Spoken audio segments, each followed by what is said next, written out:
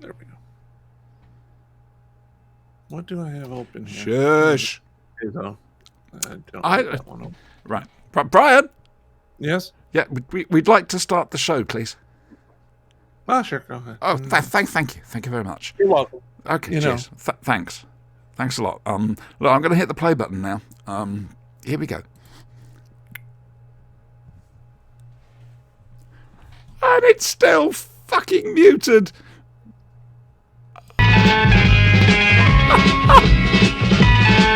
You've got to fight for what you want, for all that you believe. It's right to fight for what we want, to live the way we please. As long as we have done our best, then no one can do more. And life and So that went very wrong all over the place then, didn't it? Yes, it did. Yeah, that's... yes. Yeah. I need to play something... Well, no, hang on a second. Hang on, before I need to play this. Hello there. Welcome to the Flash and Bird podcast. I'm Siobhan, oh Superman, oh Ron, oh Mum and Dad. Yes, down there, and despite official letters pleading for him not to be, that's the Brian, and he's still American, and over there is Dr. Sinister, one of them. We're not sure which. What was I going to do? Hello, Retta, in chat. Right, now, hang on a moment. I need to play this before we do anything else. Here we go.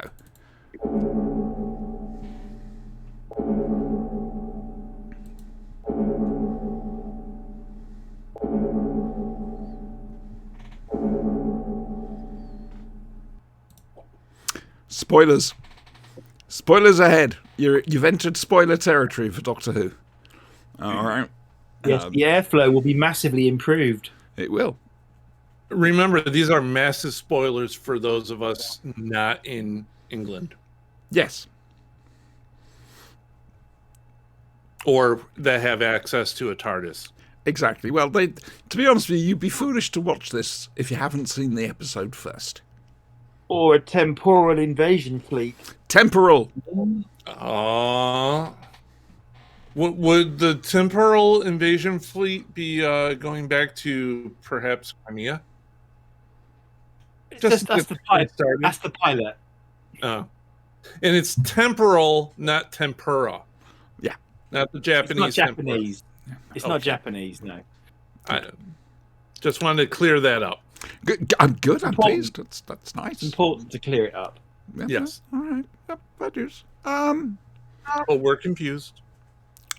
How's your week been, Sin? Excuse me, I'm very tired. Okay, so that's Sinister's week. How's your week been, Brian? Wonderful. I've been cat sitting my cat that now lives with my son while he and his girlfriend are away. Yes, nice. Very nice. I've been bored shitless. And a bit down. So, there we go. Right, news. Bob Baker died. Which is sad news. Yep. Oh, you got the K9 annual, is it? Yep. Yep. Arrived the day before he died. Oh, well. Aww. Yeah. So sad. That's, he was an Oscar winner. He won Oscars for Wallace and Gromit. And, And he kept trying to get K9. I mean, there's going to be that film, wasn't there? They'd done about 26 episodes of this Australian K9 thing. And then there was going to be a film which never... Like the Doctor Who film, never happened. I think we're all a little bit better off for that. I did not enjoy the K9. Neither did I. I'm sorry. You're quite right. Sorry, Bob. Yeah. I have the DVDs, but I haven't opened them. I'm scared. You're better off. Wise. I mean, you can watch the first part of the first episode up until something happens to somebody we love, and then you can turn it off. Or you could just watch the trailer on YouTube and just consider yourself better off. And we're being positive tonight, boys and girls. Goodness me. Any other news? I'm sure somebody else had died. Lionel Blair, but people don't know about Lionel Blair for this lot. Why don't you give us a clue? Okay. Who is Lionel Blair? Dancer. 2 words. First word. Little. Small. Little. Tiny. Versatile. Minuscule. Tiny. Miniature. Micro. You don't know how to play this game, do you? World's smallest violin. That is basically the signal for, it's either A or an or... No. See, I only know the TikTok hand signs for, stuff. This. Right, okay. Isn't that I'm being beaten up at home? Yeah, I need help. Please come and rescue me. Yeah. You realise you've just done that, and I've just done that, and now we're going to get the police coming. No, round. we're not, because nobody watches us. I'm relying on anonymity to prevent swatting. That went very dark very quickly. Yes. Mm-hmm. Gonna be honest. There was a big thing over here, though, this week. There was? The whole TikTok hand signals.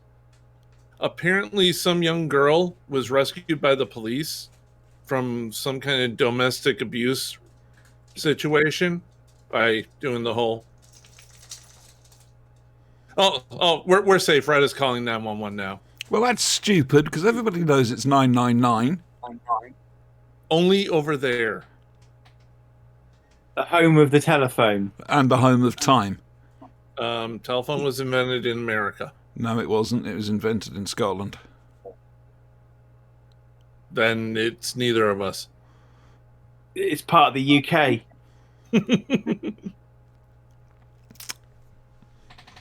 Anyway, stop counting me as English. We may have conquered the English in 1066, but fuck it if we were going to go near the Scottish. We kept them on side, the Scots. Dear me. So, you did with supply them with whiskey. You won anyway. What? Supply them with whiskey. Nobody will care. I've seen that film. Good film. Very good film. Now, I don't think there's any news. Is there any news? Have we had any news? We had a new Doctor Who today, but... Well, yeah, but we're going to go into that in a moment. Yeah. But, I mean, news, like what's being released or this, that, the other, or... Big Finish did post a picture of Georgina and Derek Jacobi. So there might be a Doctor's Daughter Master crossover coming. Hello, Neddy. That's an interesting thought. And a little bit Caswiffy, thinking timelines. But I'm sure they'll explain it in Big Finish, we trust. In Big Finish, we trust. I figured out my issue, but I'll reserve that for them, for when we do the review. Good. He's figured out yet another issue. It's really one issue. It's always been one issue. Okay. And now, from the worlds of BBC Television's Doctor Who, it's Doctor Who.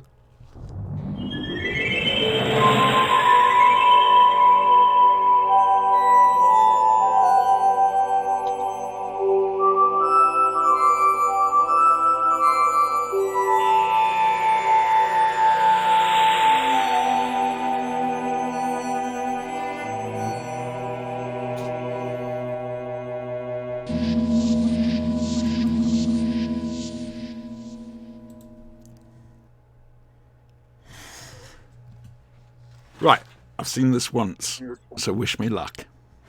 All right. Right. Okay. The 15th, probably, Doctor Who, wakes up on the battlefield, as do Dan and Yaz.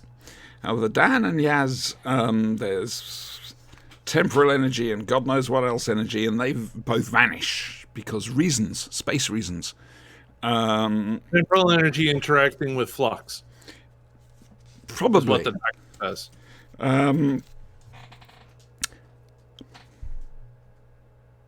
Anyway, Dan ends up 2 days later at his home place in 2020. 2021. Thank you. I'm sorry, they've all run into a blur now. I didn't even know what year it was. Oh, Jesus. What did you have for breakfast this morning? I didn't. Okay, then. So, yes. Yaz ends up... In the most curious place imaginable. Yeah, On the planet Time. on the planet Time in a temple. And yet, blokey chap from Liverpool... No. Vinder's there. But if you remember also, blokey chap from 1800s Liverpool. He was turned there up. too. Exactly. Exactly. So, fuck knows what's happening with that. As it is, the Sontarans are invading using time. Somehow they've managed to improve... No, they're using the flux for this, aren't they? Because the flux is damaging The time. flux distracted everyone. They snuck in the back behind the doggy people shield, Yeah, and but they just invaded everywhere in Earth. the Now they're thing- going back through time to. It's how they're going back through time that I'm more interested in. Because Sontarans don't have that sort of time technology. Well, they do now. Well, That's why I was wondering if the flux had something to do. Well,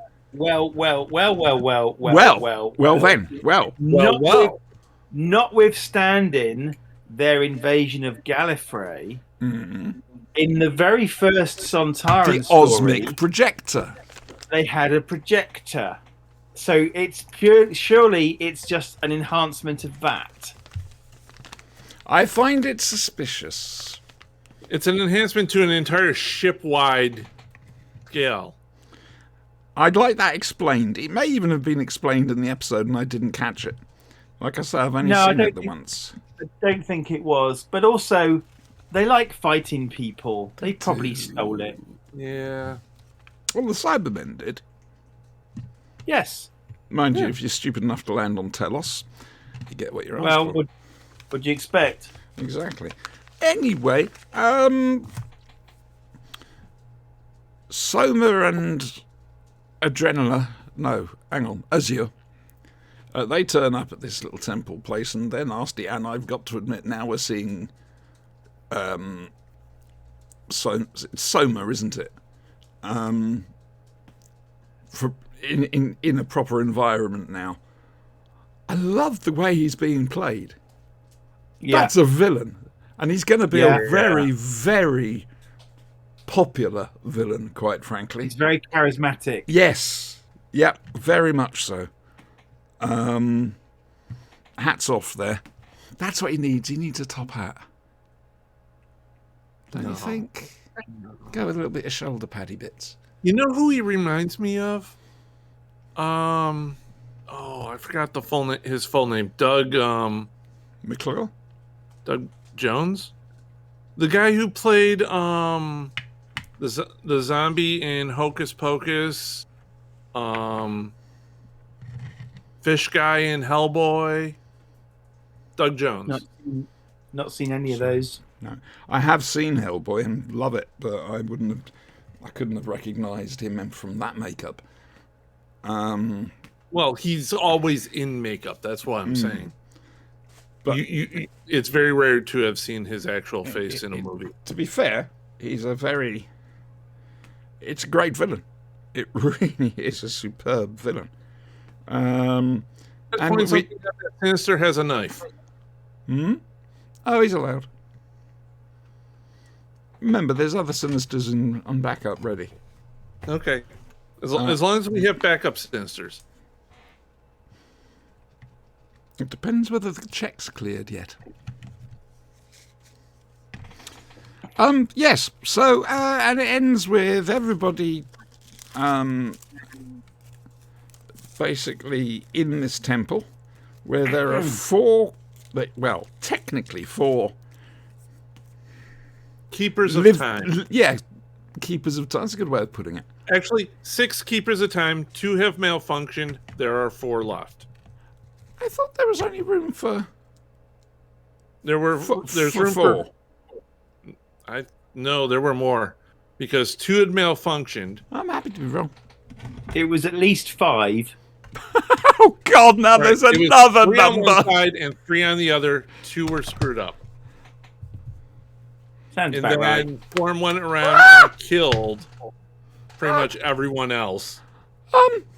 And he stuck Yaz and Grey Worm into their spots, complete with, facial makeup and everything, because why not? I mean, Brian, yes? according to Echo, large spiders are weaving webs across U.S. state. Yes. Beware. Beware the 8-legged freaks. That's a Which movie US we have state? to have you watch it, Siobhan. That's not going to happen. Which US state? Sorry, no, can't do it. It's not New York. I don't care. Let them burn. Hello, Neddy Bear. Yeah, so what did I make of this? I thought they knocked it out of the park again. Mm-hmm. They kept the plates spinning, and they kept them spinning well. They've added extra little bits and pieces in. Dan and his wok are going to become legendary. Yeah, I thought something was going to happen with that wok. He shoved it under his coat. I thought, and I wrote in my note, Chekhov's wok. I thought he was going to get shot or something, and you'd be like, "Oh no, he's dead! Oh no, he's got a wok." He was trying so hard to pun off that walk, too. but Yeah. short and brief, because it was an hour long tonight. But for me, short and brief review is just that was fucking brilliant. That's 2 for 2 as far as I'm concerned. I liked it how they stuck more with the story than bouncing around like last episode. They I had a realized they had to lot do of that last setup. episode. It had a Yeah. lot of heavy lifting to do. The first episode, they had to get all the pieces and get you into it. So they bounced around a lot. I'm glad they didn't do that with this. I'm glad you got more of a cohesive story to tell. Mm-hmm. And I'm glad the dog guy is back. And that he hates Stan. Trying to work out, did he beam in? I think he did, didn't he? I can't remember. I've got to go back and watch it again. And I will watch it again. I watched the last one more than once. You see, normally New Who, I don't bother. It just doesn't grab me. But this, fair dues, Chibnall, you've got me hooked, line and centre. Right, well, Brian, you started speaking. Continue. All right. Well, the fact that they had the dog guy show up and help Dan out, even though he clearly hates Dan. Yep. I love that interaction. I liked the dog expressions he made. He's like Yes, tilting his head. that built was perfect. Yeah. And then how he goes and saves Dan's butt again. You're What welcome. tube did we go down? That was the disposal tube. Yeah.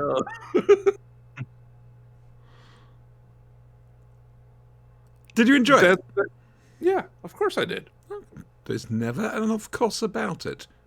Okay, yes, I did. Good. Of course you did. Right then. Of course. Right. Well, Sinister. I've got notes. Oh, that'll be good. Okay. It's far too professional. Can I just start by saying the music's too fucking loud? Yes, you Yeah. may. Yes, go ahead. Please It, do. it is a curse of modern British television. This is my only negative. I want to get it out of the way, but there were moments when you couldn't hear the Sontarans as they were mustering in the background. I don't know if you were meant to, but you also couldn't hear what the cast were saying sometimes. They need to sort out the mix. I totally agree with you. Now, I'm guessing we're all watching on different sound setups here. Sid, I've got 5.1. right. So I've got 5 point wrong. I'm wrong. What about you, Brian? I have my sound bar. Okay.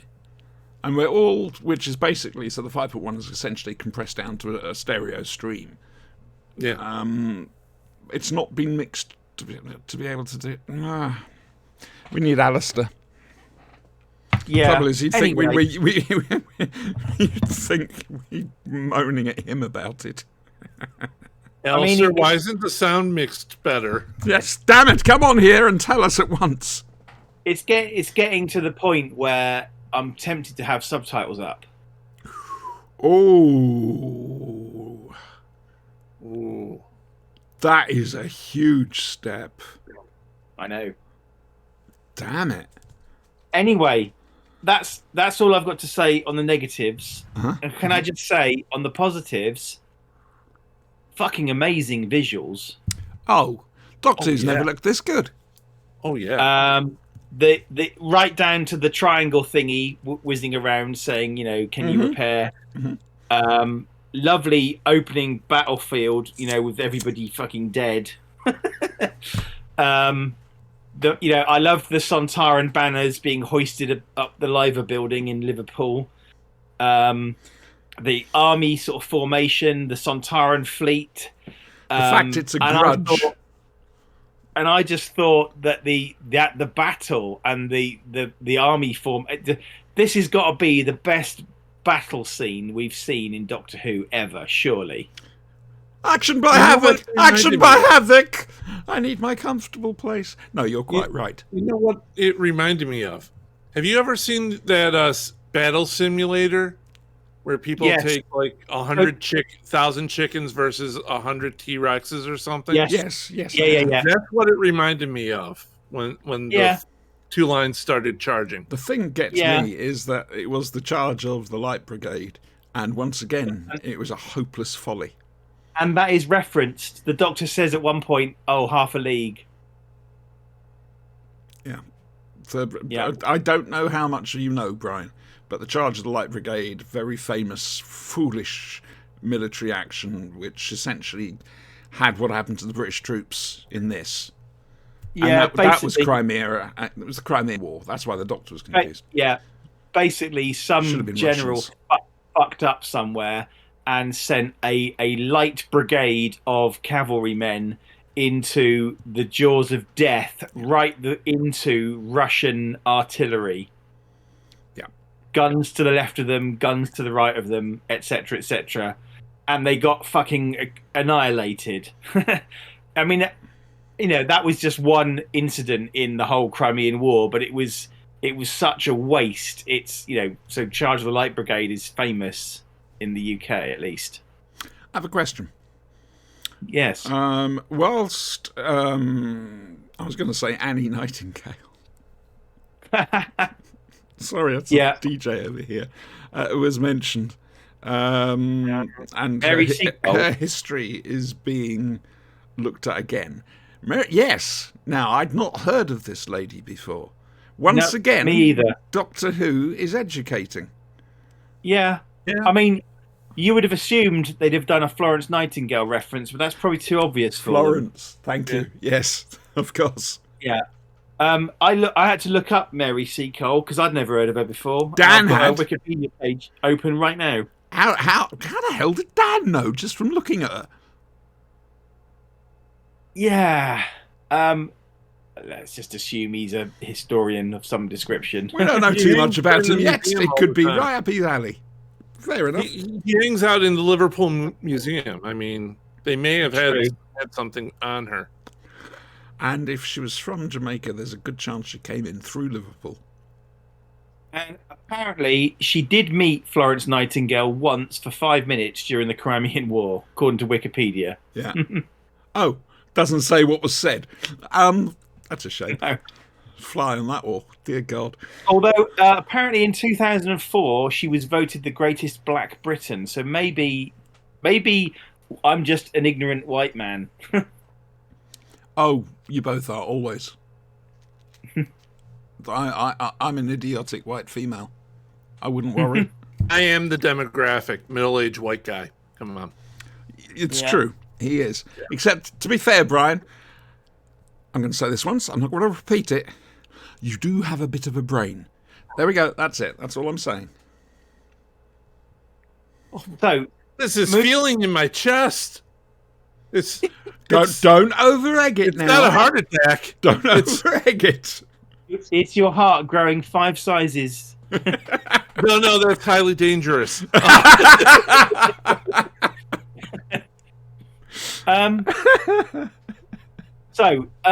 I liked the Sontarans in this, but Yes. Siobhan, Yes, love. Siobhan, can I just ask, when you were younger, I don't recall the Sontarans being treated as much of a joke as they are these days. No. No, they never were in the classic No. series. No, but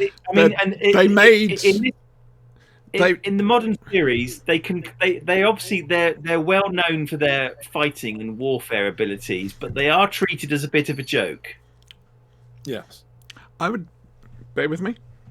Okay, I would disagree about the Sontaran stratagem and the Poison Sky. Ooh, I had to rate my memory there. They're not treated as a joke in that. Oh, they are. Do you think They so? are. Yes, they're referred to as potatoes, and and there's references made to their height. Yeah, but that's the sort of thing. I mean, Harry must have been saying something or other. I mean, especially reading the book when he compares him to Gollum. I think the straw that broke the camel's back in that respect was Strax. And I'm going to be honest with you. I like the Sontarans this way. I prefer them. They're more than just these I'm not thick-headed complaining. military. Three-dimensional They characters. do feel more like so. That yes. I'm not. Especially I'm not when they want to go to complaining. battle just to ride a horse. Yeah, that was a brilliant line. Also, I Yeah, want yeah. to ride a horse. I mean, that should have been Dan Starkey saying that line, but Dan Starkey was everywhere else.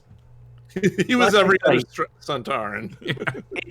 It's not a complaint. It's just that it's a trend that I've noticed some time, and I just kind of wondered when it happened. To be fair, if you actually, I mean, look at Storr. I mean, he was very mockable, certainly by school kids. Stike and Val were just wrong. Far too Yes. tall, wobbly collars. Stike and Val were dreadful. Plastic, really plastic collars. The classic is Lynx, and to a certain extent Styre, though of course they'd had to change the mask because of Kevin Lindsay's health. He was getting no air in the Lynx mask at all, so that's why Styre looks so different.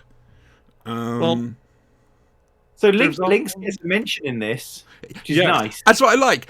All of this is being done because the Sontarans have got a grudge about what happened to Lynx. I love well, that. you also have to look at one other thing in this. Yes. How many races do they have that are totally just devoted to war? I mean, you have the Daleks. Yeah. You have the Cybermen. You have what distinguishes the Sontarans from every other race? They have a sense of humour. Bingo. There you go. That's just it. They just rounded the Sontaran character off and just made it just that more three-dimensional.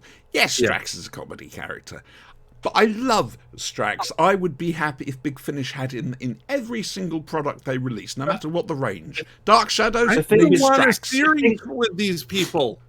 The thing with Strax is, yes, he's the comic relief, but he's also very competent. Yes, he is. Yes. Even though the other Sontaran in Victorian England calls him an idiot.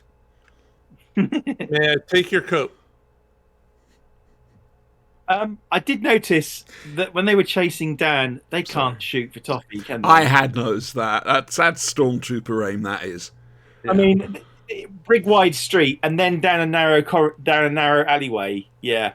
Also, is it just me, or was the leader of the Sontarans Scottish? All Sontarans are Scottish. It's a thing. No. Small, This one was- angry men.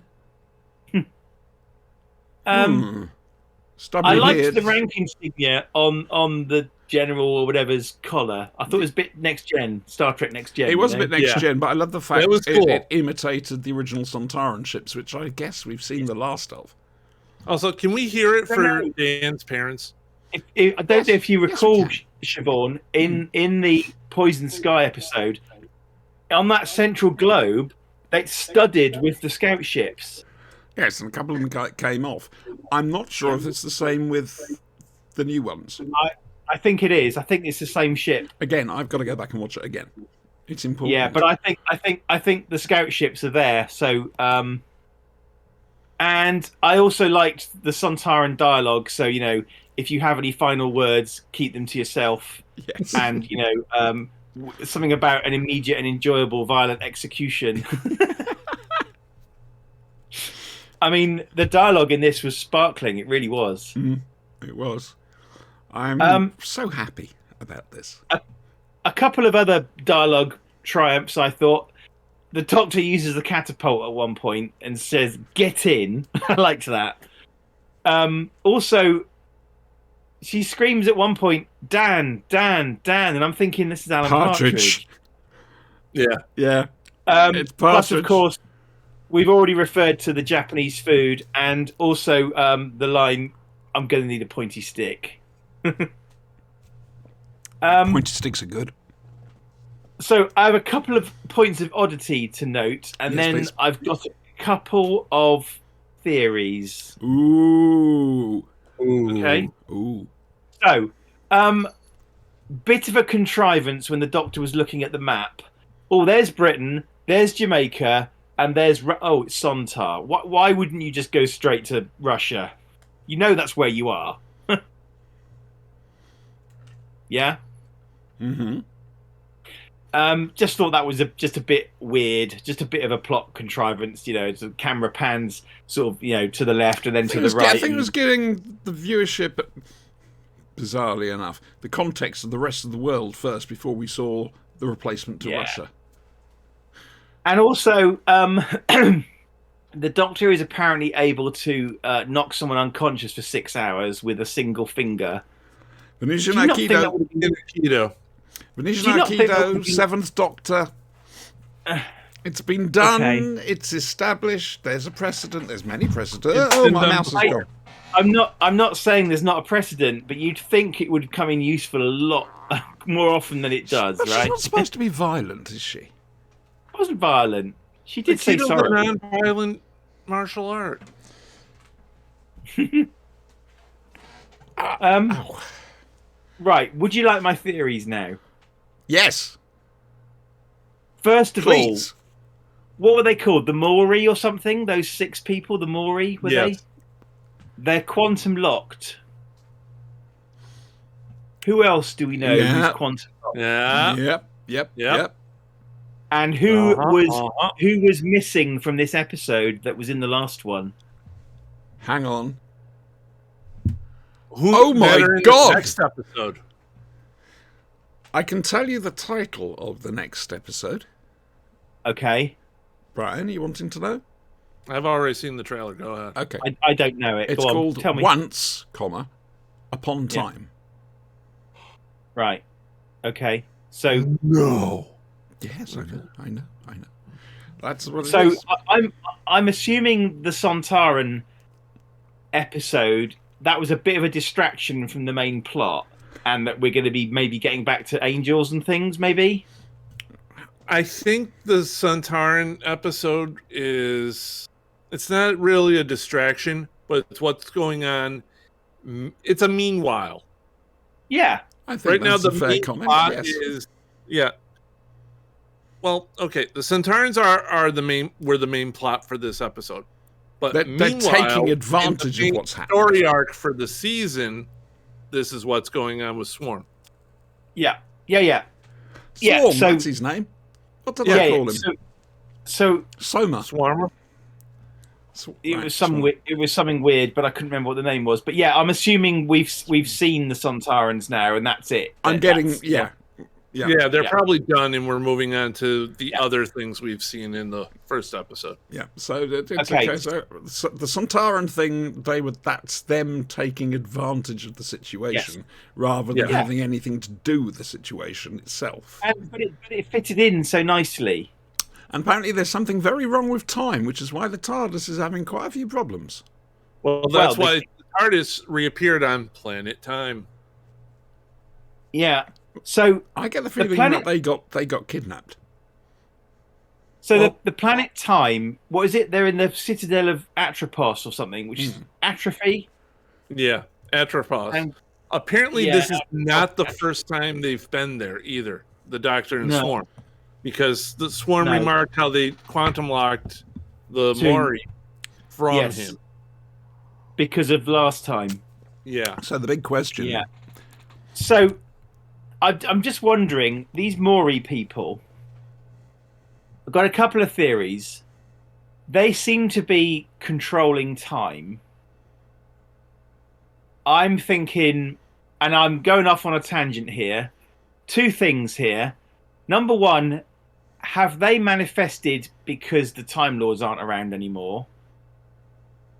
Or have they always been there, and is there some tie-in with the Black and White Guardian somehow? It would be neither of these things. probably going to be neither. the big question I is know. when is Dr. Ruth going to turn up? Because this is her time period. Or is it before then?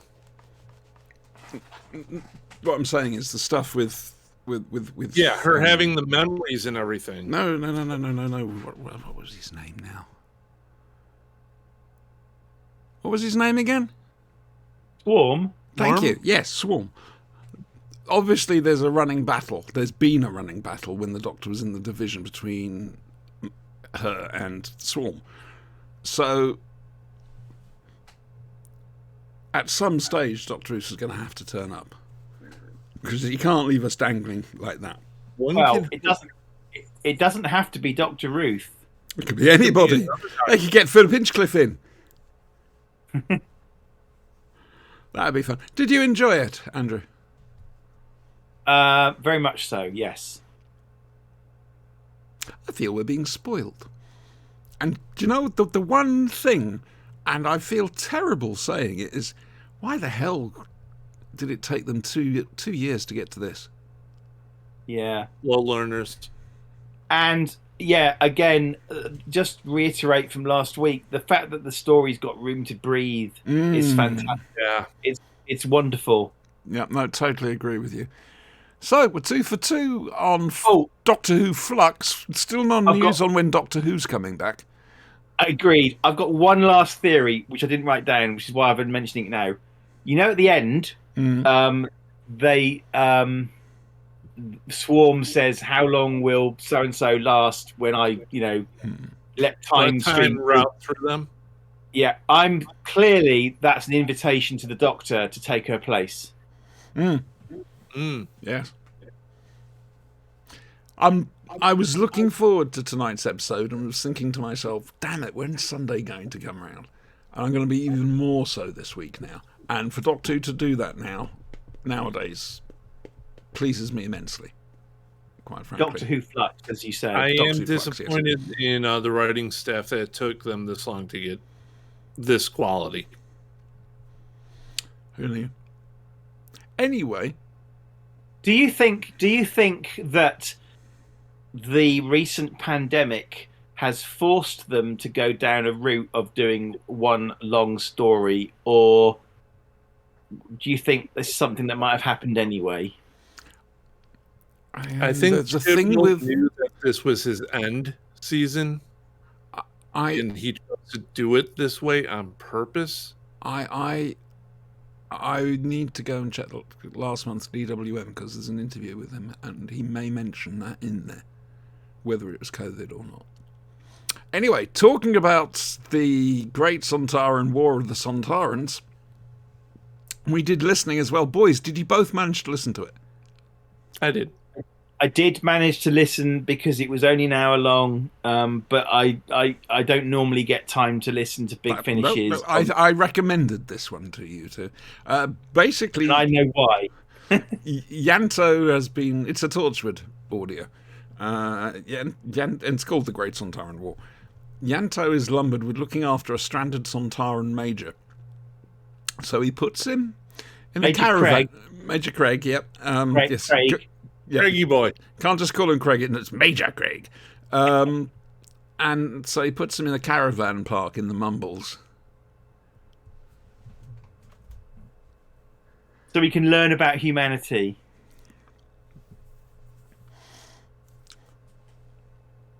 Something that sprang into my head when I was listening to this, and again this evening as well, watching Doctor Who. The Sontarans aren't that good. Because in this, he just gets shown a few things and he changes his attitude. He becomes a Marxist, essentially. Which is ironic because Strax's opponent, not opponent, but rival, is a capitalist. Yeah, it's a good story. It's by James Goss, which guarantees it's going to be good. And you have the ongoing story of how Major Craig is fitting in, not just in the caravan park, but the residents, and trying to work out human customs, and so that he fits in more, even though he's getting more and more fed up. Yanto connects him to the internet, resulting in the Major getting a cat that he calls Group Marshal Cat, which just had me howling. But he learns empathy up to a point.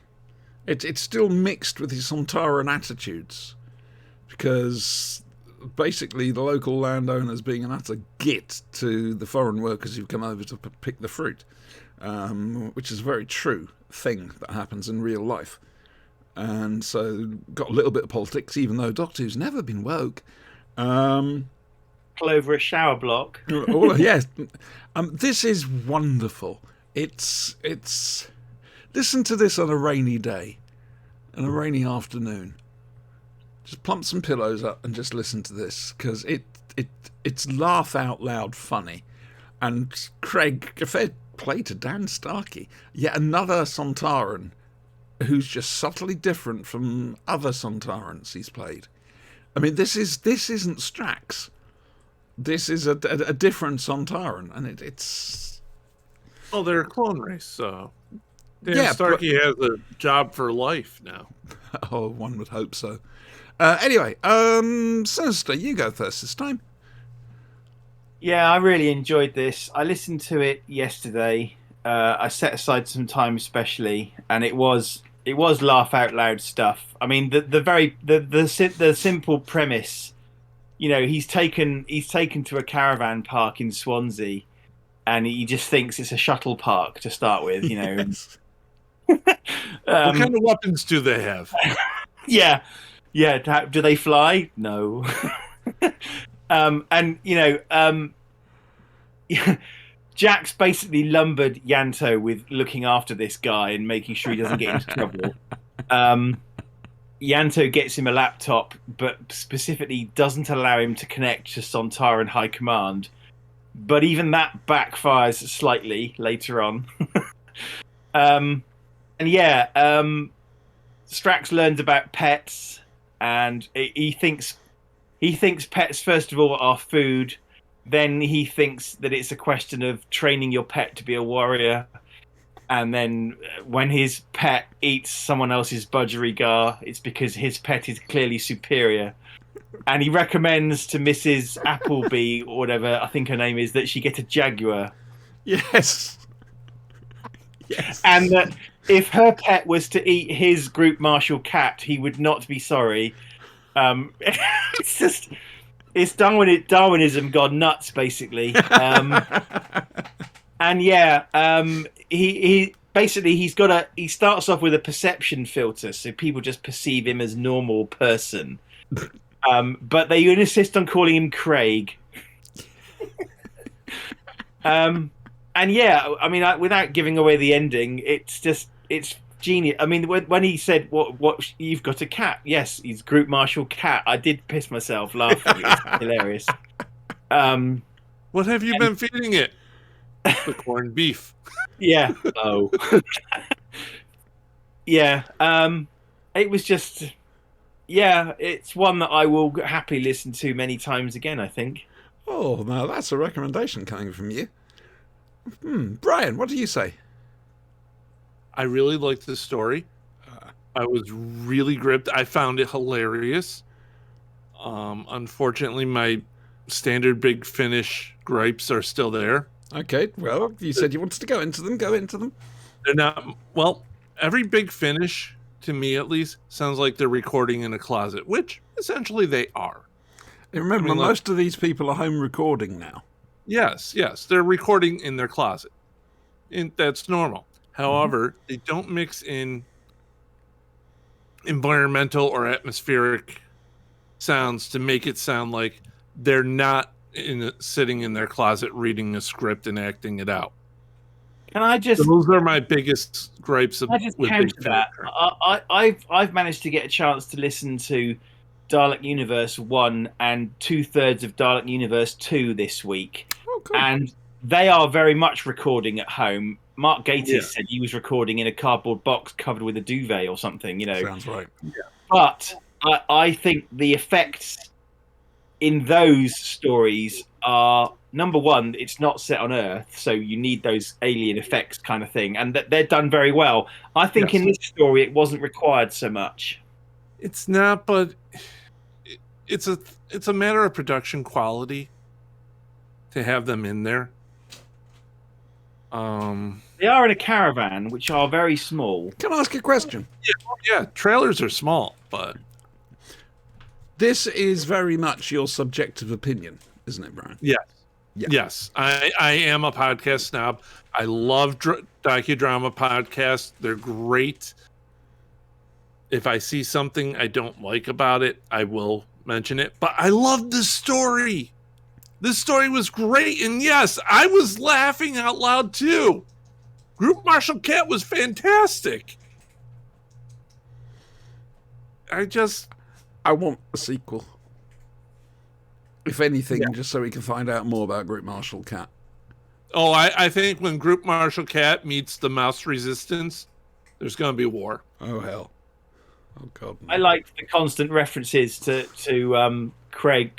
Major Craig was saying that's how the Great Sontaran War started. Yes. What, Everything. money? Yes, everything started the Great Sontaran War. Yeah.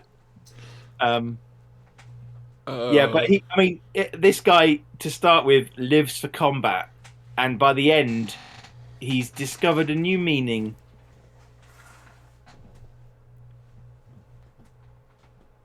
Hello. How is Group Marshal Cat there, Siobhan? Give me a look, because I've Of the disturbed him. 9th Sontaran Battle Brigade. Oh, dear.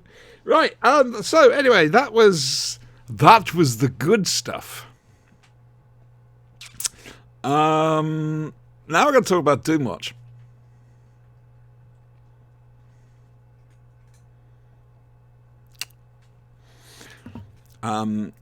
This week's Doomwatch Conundrum, is... Oh, I think I've done a thing, actually. Have I done a thing? Oh, I have done a thing. Oh, that's all right. That's good. You have a thing? This week's complaint by Doomwatch is computer teaching methods in schools. It means the kids suddenly become very logical and non-emotional about things or something. And then it turns into a St. Tristram's film. Because apparently the boys did this robbery, which was brilliantly planned and orchestrated, to get the money to save their school. Hello, little Ty. Bye, little Ty. What can I say about this? It was crap. Brian, your turn. Let me see. No, I concur. It was crap. Okay, right then, moving on. Next week's is called Public Enemy. Don't know what the big finish is going to be for next week. I don't know what's How many more coming Doom out. watches have you got to go? There's not many. Too many. No, there's not many. Hang on, I can tell you. More than one. I can tell you. Bear with Auntie. Hang on a second. More than 0, it's too many. Where are Ding, we? ding, ding, ding. Yeah. One, including the one we're going to do next week. 1, 2, 3, 4. Too many. Sorry. I do apologise greatly. It's a whole month. It's a month. Yeah, but then you get a palate cleanser, don't you? You get your palate cleanser. What are we doing for the Christmas show? I don't know yet. I need to work about it because that's going to be Star very... Wars Holiday Special. Well, it was... Yes. No, I'm not. I refuse to watch that. You don't like Wookiee porn? No. It's flashbacks to Star Wars The Arthur singing? Galaxy. Yes, The I cartoon think that introduced Boba Fett? I think that our 100th show is going to be very close to Christmas. I need to look at some calendar things and see. I've got to try and I want a guest for our 100th. I just no idea who at the moment. Not John Barrowman, even though you wanted John Barrowman, we're not having John Barrowman. You do it? Waterhouse. Sorry. Matthew Waterhouse. How's it feel to be celebrated for blowing up in the prehistoric times? Let's have Adric on. I don't think he'd quite realise what sort of a show we are. John Levine. No. Please, No. I'll pay. I'll try and get Nick Briggs. I'm fucked.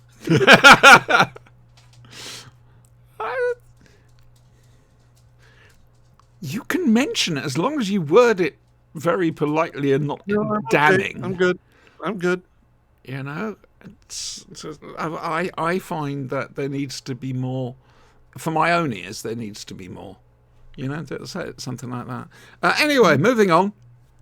Oh dear, ladies and gentlemen, boys and girls, let's ask the question straight out of the net. Is it? No, straight out of the a trap. There we go. Yes. How's Avon's mental health? Prickly. No, I think Sin's got it quite well there. Anyway. Yep. Yeah, Avon set the Liberator on a direct course somewhere. He's following instructions from something or somebody, and Liberator flies straight through some space particles of poo because it's space poo, and it all goes to shit. Literally. They end up at Terminal, which is an ovoid planet, an artificial creation where evolution was accelerated. And it's a Terry Nation story. They're not what we were, who we were. They're what we're going to become. Unfortunately, fortunately, it gives us maximum power. Unfortunately, it blows the Liberator to shit. But not Severlin. That we know of. How did she know how to operate the teleport controls anyway? Been on the ship a bunch of times. I'm still not sure. He's controlled the ship a handful of times. No, she hasn't. Oh, yeah. No, she boarded it once and she managed voice control through Zen. Mm-hmm. But, yes. Well, now, Terminal. Dun, dun, dun, dun. Which was to have been the final Blake 7 episode. So, the question is, do we just look at it as the end of Series C, or do we look at it as if it was supposed to be the end of Blake 7?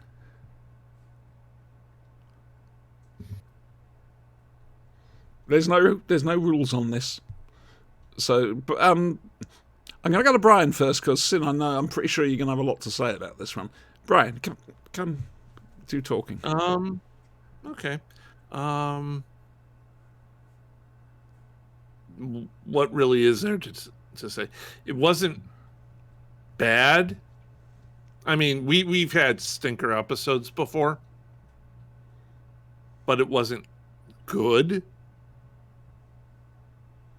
It was very contrived how they strung it all together. Oh, let's fly through some space junk when we could just go around and get back on course. Okay, fine, whatever. The space junk has infected the ship with some kind They couldn't change the ship's course. Avon had stopped that from happening. Avon wouldn't change the ship's course. But that's just Avon being a complete dick. And, okay, fine. We'll go through the space junk. Oh, that's infected the ship with some kind of amoeba slime thing. All right. Oh, look, Severland has Avon over the barrel, and all she wants is the Liberator. Ship's dead. Give her the Liberator. Very contrived.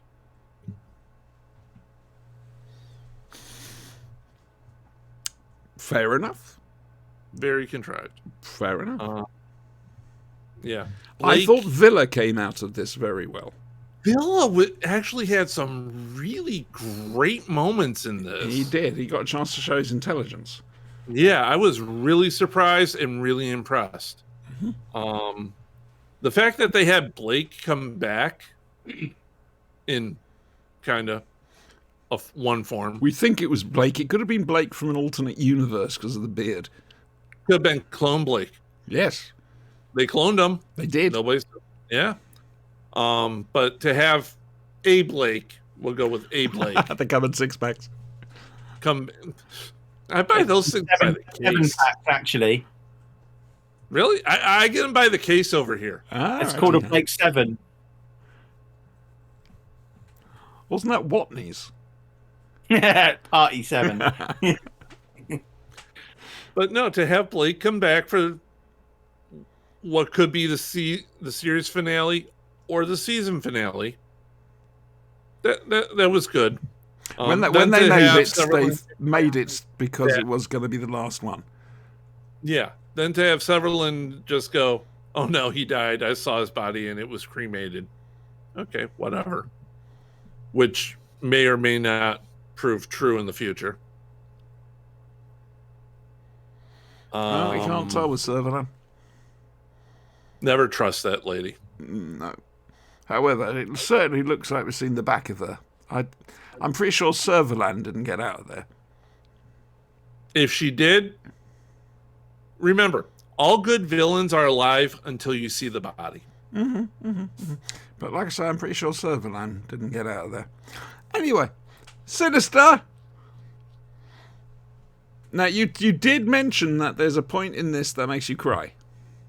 Yeah, so before I go into that, on the topic of Villa's intelligence... Yes.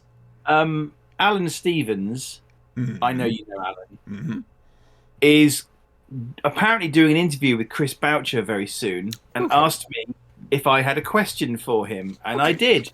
Yes. And my question for him was, is Villa really the most intelligent one on the crew? Because I think he probably is. Well, in Series D, we'll see him pull a fast one to get out of doing something dangerous. Anyway. No, I think that's a good question to ask. Yeah. So, interesting thing, Terminal. I say interesting because the planet Terminal was built in Mars orbit 411 years ago. 411 years before the setting of Blake 7, humanity was building planets. That's impressive. It's got Earth gravity. Now, it may not be Earth size, but it's got Earth gravity, which may be artificial. But that's impressive technology, which makes you wonder... What the hell's happened? Well, yeah. Anyway, it could be what Thing Romana with Star came Wars. out with. Basically, it's subject to a great negative force. That negative force being the Federation. Yeah. It's the same issue that Siobhan has brought up with Star Wars. yeah. Yeah, very much so. Yeah, I mean, you look at Star Wars. You look at ships in the Old Republic versus ships of the now, the Galactic Empire era, and there's hardly any evolution there. Do we think, therefore, The only true invention you ever see in Star Wars is the Death Star, which is basically just a massive gun. do you think it could be they found that the optimal form for their vehicles? No, No. because they keep designing new ones Okay. based off of the old designs. Yeah. Okay. Hammerhead Cruiser is a good example. Oh, They're- that's the what's a blockade runner, isn't it? No, the one with where the hammer goes vertical rather than horizontal. Ah, right. They had a version in Rogue One, and they had versions of those thousands of years ago, pre-Clone Wars. So there's a cyclical thing going on in a way. Anyway, And the TIE Strikers, yeah, to Blake and Seven. the legacy the era. Sith Empire had wedge-shaped star destroyers tens of thousands of years ago. It's just the Star Wars galaxy is very fixed. Very stagnant. Yes, that's the word. Yes. So anyway, 411 years ago, humanity, which may have been pre-Federation, was creating planets. I just find that interesting. That's all. But again, with Blade 7, Influence evolution on those planets. the thing with Blake 7 is we occasionally, and I've mentioned this before, we occasionally go into this kind of genetic / body horror kind of theme. It started out with the web in series 1, and then you've got the whole stuff with Auron, and you see this kind of organic kind of technology in a way, and Terminal is an extension of that. There's lots of that happening on the planet. You've got the Lynx, who are essentially mankind's future. So anyway, I just find it interesting from an academic perspective. That's all. So yeah, Avon has gone a bit nuts. He's lost his girlfriend. He's lost everything he. Sorry. I was just going to say I'd like you both to keep an eye on him in upcoming episodes for that. Yeah, he's lost his girlfriend. He's lost everything he ever believed in, and he's following a signal which purports to be from Blake, which is, from Avon's perspective, that's a sign of desperation, surely. He never got on with Blake. He was quite pleased when Blake buggered off. But it has to be said... And pissed off when he ran into Tarrant. Yeah, but it has to be said that they've been a bit aimless this season. They have a little, you're quite right. They have not had a rudder to their ship. Yeah, which basically makes me think, maybe Avon's had a think and thought, well, maybe we do need a figurehead to, maybe now is the opportune moment to strike. The Federation's on its knees. It's trying to recover, but it's on its knees, has been for a while. Someone who will lead them to the last drop of their blood. Something like that. Yeah. Yeah. So I find this a distressing episode, though, because I think the Liberator is possibly the most beautiful starship in all science fiction. I think she deserved a better death than that. Yes. Well, I was going to come on to that. It's been well established that the Liberator can survive a significant amount of damage. In episode 2 of Blake 7, it was found drifting after a battle with opponents we know not whom. In the Galactic Civil War, yes, the crew had to evacuate, but the ship was able to put itself back together. This fungus, this stuff, is the only thing that could really destroy the Liberator because its repair circuits can't keep up with the damage. It's a living thing rather than... Yeah. Yeah. Yeah. It's constant ongoing damage, and the power banks are just being drained. I do wonder if the Liberator was somehow able to be hooked up to a power source, whether it could even have ever solved the problem. You know, I think it was fucked beyond belief. Yeah, very much so. And it's quite distressing when you see, you know, this goo infiltrating the inside of the ship, and the beautiful sets start to fall apart. You know, but to be fair, that set was held mostly together by duct tape at that point. It was getting that way, wasn't it? It was yeah. very sad with Zen saying sorry. Yeah, I remember reading a long time ago in a Blake Seven book, Peter Tuddenham was giving an interview, and he said a disabled girl had come up to him at a convention and said that she cried when Zen had said, "Sorry, I have failed you," or something, and that really touched him. I remember that story too. Yeah, yeah. And as Villa said, he never called himself I before. Yes. One thing which would have been interesting, when he was talking an alien language, was it the same alien language from when they first encountered Liberator? When they first encountered Zen? I want to go and check that. They do when they the psychic attack that Zen inflicts upon the crew in episode 2 of Blake 7 is used subsequently in an episode in series 3, the one where they land on the black hole. You know, they go through the black hole and can't remember what that one's called. I know the one you mean. But anyway, I can't remember what that's called. Yeah, and we've seen possibly Imipac being used as well. Yes. So basically, the fact that Avon is blinded to any other risk and takes the ship through the particle field, I mean, I've never thought of it as contrived before, and I've had to live with this for 40 years. This episode, Brian, you broken sinister. This episode upsets me even after 40 years because the Liberator gets destroyed, and it's sad. Because it was a beautiful ship, the best ship in the galaxy, you know. But anyway, when you look at the history of Blake 7 and the fact that every season ends in a disaster for the crew, I guess it's only logical, right? Yeah. So, still, it's nice to see Avon smiling at the end. Well, that's the thing, is Avon is tricked into thinking it's Blake. Again, I think I read this in a book. Avon finds a teleport bracelet, and to him that's a convincer, right? That's a convincer for the con. Notwithstanding the multiple fucking times that people would have been able to get hold of teleport bracelets in the past, you know. And I liked the scene where Avon's strapped into the thing and the hallucination is kind of played to him, and then they dump him in the corridor and they have to get the continuity right, you know, and that kind of thing. Yeah, and as you say at the end, you know, Servalan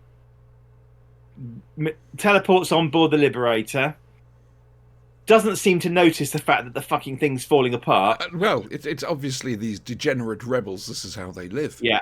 I did notice the woman that was with her does give a little distasteful look around as if to say, it's it. It's like, I like really? the way that you wanted this? I do wonder. I like the way that they got Aurak out of the picture by Avon had the key, and they couldn't ask Aurak for the solution. Yeah. But Villa very cleverly thinks, "Oh, I better take Aurak with me." Yeah, it's just a piece of junk. I've been working on it. Sculpture. Yeah. All right. Fuck off. Off you go. He just runs his mouth till they're happy to get rid of him. Yeah. Basically. That perfect Villa. Yeah. And I'm actually surprised that Servalan didn't make the basically Aurak part of the deal. She's never seen him though. But she knows they've got him. She knows they've got Aurak, and I don't know, oversight on her part. I don't know, but it's the fact that Villa was able to get away with it because Servalan's never seen Aurak. No, that's very true. Very quickly, go turn to chat and say, hello, Christian. Hello, Christian. One of our long-term Flashing Blade people. Very nice. Didn't see them at Overville this year. Anyway, yes. Just to conclude, it's an interesting last scene. everyone kind of, looks at Avon like they want to kill him. I would Villa, have preferred for Villa to actually just stop and spend a far longer, but look at well, him it's and interesting. Callie. It's interesting because Villa actually almost brushes into him as he goes past. He gets really close to Avon and looks at him as if to say, "You fucking idiot." And then Avon, as you say, walks off smiling.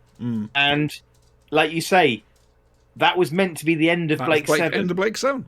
And then what happened was, in reality, was over the end credits, the announcer on BBC One said, "And Blake 7 will be returning next year." And all the cast watching it were like, "Oh, didn't know that." News to them. Christian's in News to rehearsals for Panto in The Snow Queen. What role are you playing, Christian? I've been in Panto. It's the best of He's times. playing the Snow Queen. Snow Queen. Oh, sorry, I read that as in The Snow Queen, not I'm the Snow Queen. Sorry. Right, okay. Well done, Siobhan. Yes, So, yeah. I was Panto Dame. Dame Desiree of Pentland Dell. I was the old woman who lived in a shoe. So here's something I can't say too much, but Yes, at be the end careful. of this episode, and what should have been the end of Blake 7, they are stuck on a planet, but they are still alive and they are still a crew, and they, I think the calls for a revival of Blake 7, would be fairly strong. yeah, they could have picked up from this point quite easily. And funnily enough, they did. Yes, next week. Next week we've got a Sea Devil. We have. Basically, the episode is called, wait for it, Rescue.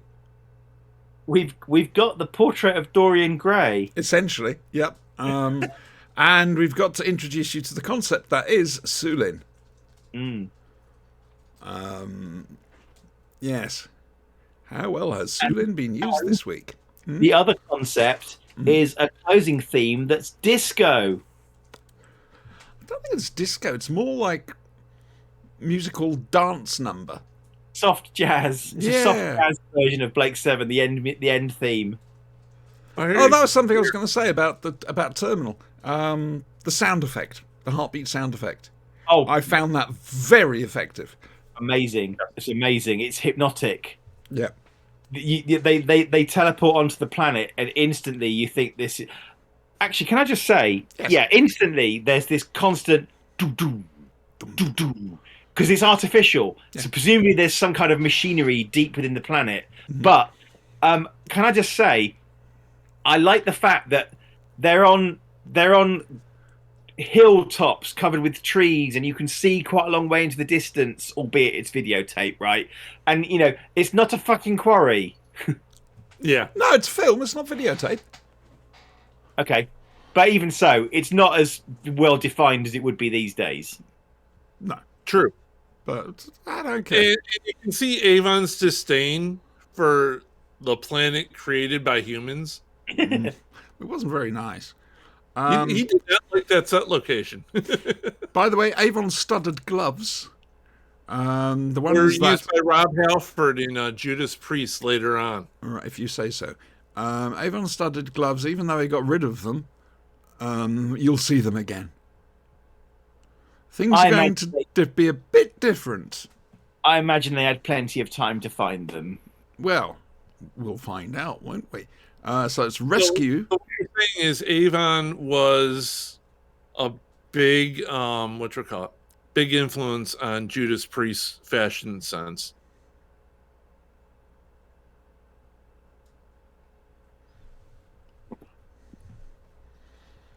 What I will say, Brian, for next episode is 2 lines.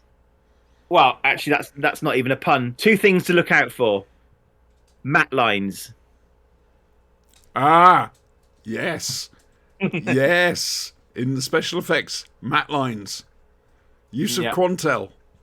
Yeah, matte lines, and it's obvious in many cases, It is. especially on modern TVs. Oh, I'm about to go and watch Rescue. That's going to be fun. I've also got to watch Watched that. it a few weeks ago, actually. I like the scene when Dorian's explaining what's going on. I just like that the little musical cue into that scene. It's nice. Okay, I shall keep it an ear open for it. I found Avon's gloves. I'm sharing it in your chat. Oh, upload failed. However, there is some very, very, very nice model work coming up.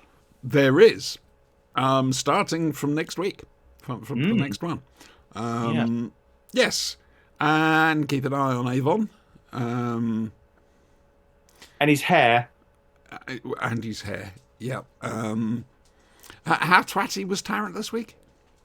Tarrant was scared. Tarrant was visibly scared when Avon, as it turns out, held a gun to him. Tarrant was taken aback. Ready. Oh crap! I've gone too far. Yeah. Sorry, what did you say, Andrew? I just said Tarrant was visibly shaken, and when the camera pans down and he realised Avon's been holding a gun to him the whole time. Yeah. Like, oh shit. Sorry, you two were talking over each other, so I was trying to. Apologies. That's all right. Can't All help. Yes. Your clocks have gone back now, so we're back to normal. That's We're good. back to normal time. That's good. I like that. Next week we have Once Upon a Time. A Big Finish, possibly of some description, I've no idea. Public Enemy, I think, for Doomwatch. Yippee. And The Rescue, for Blake 7. Yeah. Series D ain't too bad, except for animals. Series D is a new direction for the series for very good reason. Yeah. And it has some interesting twists and turns, but I would just like to apologise for the episode Animals in advance. Yes. I was almost on the point of suggesting we just skip it, but we can't. We've got to do the job properly. Well, we've got to meet Dana's former lover, even though she's only about 19. Yeah. Yeah, he's about 70 something. And she's been on a planet with her father for years and years and years and years. So there's a bit of a fuck up in the continuity. You think that's a fuck up? Sue Lin comes from 2 different planets. Gouda Prime. And the one she mentions, I think, in The Rescue, or the one afterwards. Which is a name that I can't remember. She's not in the second episode a lot. She kind of turns up at the end again. And the second episode, basically, Brian is cavemen. Oh, lots of mud. Oh, yes, mud. I forgot about the mud. You can hear the mud. But there are some very good episodes coming up. Sand. I know you hate sand, but sand's my second favourite episode. Well, it's coarse and it's grainy and it gets everywhere. It's everywhere. Exactly. So, what are you doing next week, Brian? Working. Okay, fair enough. And Sinister. Trying to sort some shit out with some people. Oh, God. You need a baseball bat? I've got one. I've got Lucille over there. Excellent. To be excellent. fair, You got a double? he prefers standoff weapons. You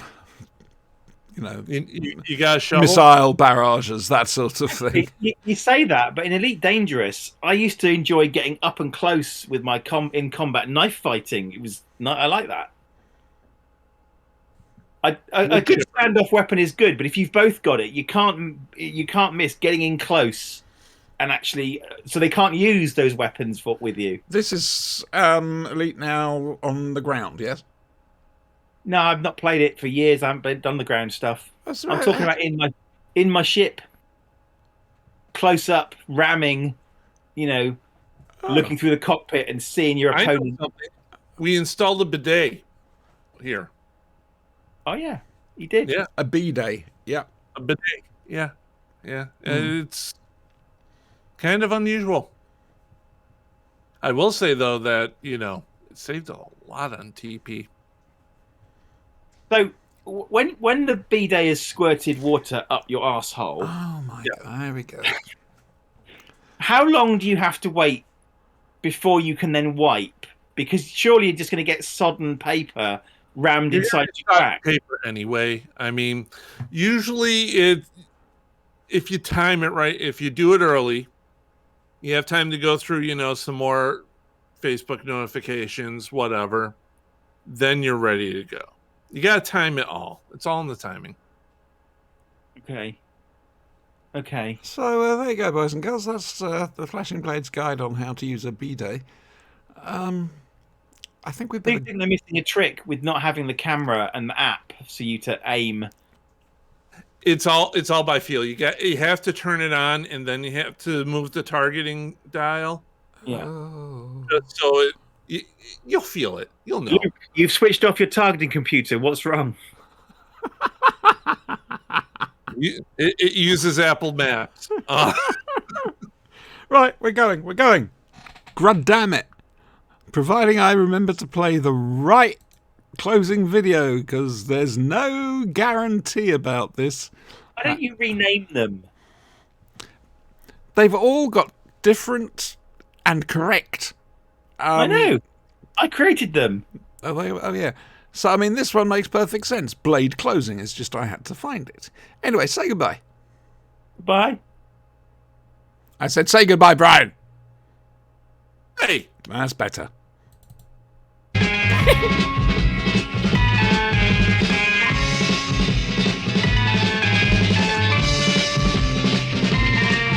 You've got to fight for what you want, for all that you believe. It's right to fight for what we want, to live the way we please. As long as we have done our best, then no one can do more. And life and love and happiness are well worth fighting for. They're well worth fighting for.